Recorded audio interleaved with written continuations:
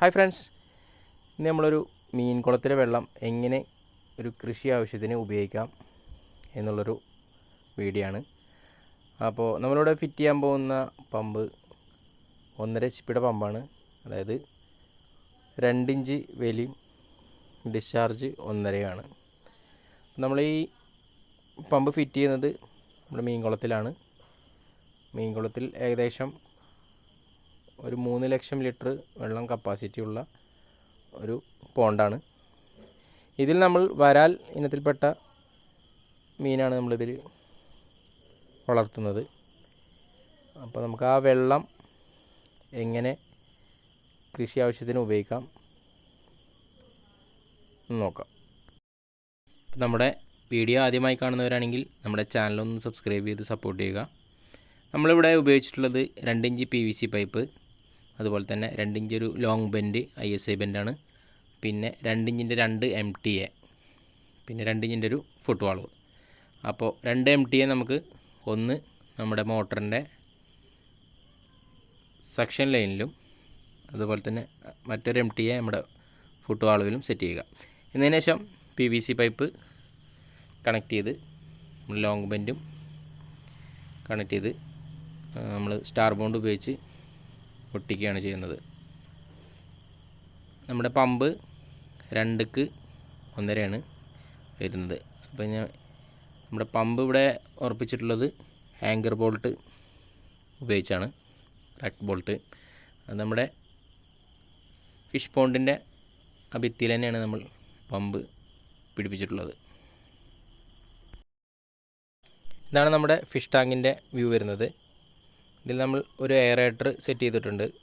Aerator എന്തിനാണെന്ന് വെച്ച് കഴിഞ്ഞാൽ നമ്മുടെ മീനിൻ്റെ നല്ല വളർച്ചയ്ക്കും അതുപോലെ തന്നെ മീനിന് ഓക്സിജൻ്റെ അളവ് കിട്ടാൻ വേണ്ടിയിട്ടാണ് നമ്മൾ എയറേറ്റർ ഫിറ്റ് ചെയ്തിട്ടുള്ളത്. 2 എയറേറ്ററാണ് നമ്മളതിൽ സെറ്റ് ചെയ്തിട്ടുള്ളത്. ഇനി നമ്മുടെ ഡിസ്ചാർജ് ലൈന് 1.5 ഇഞ്ച് PVC ആണ്. ആ 1.5 ഇഞ്ച് PVC നമ്മൾ കണക്ട് ചെയ്ത് അതിൽ നിന്നൊരു 16 mm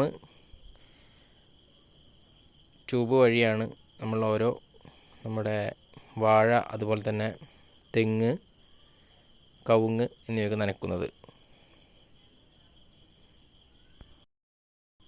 മോട്ടർ ഫിറ്റിംഗ് കംപ്ലീറ്റ് ആയിട്ടുണ്ട്. മോട്ടർ വർക്ക് ചെയ്തുകൊണ്ടിരിക്കുകയാണ്.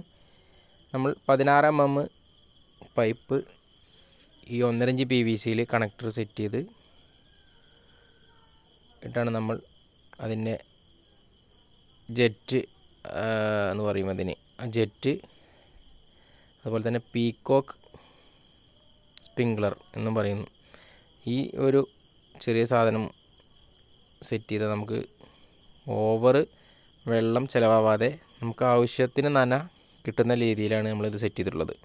അത് നമുക്ക് എത്ര എണ്ണമാണ് വേണ്ടത്, ഏതൊക്കെ തേയ്ക്കാൻ വേണ്ടത് വെച്ചാൽ നമുക്ക് അവിടെ ചെറിയ ഒരു ഹോളിട്ട് നമുക്കത് സെറ്റ് ചെയ്യാവുന്നതാണ്.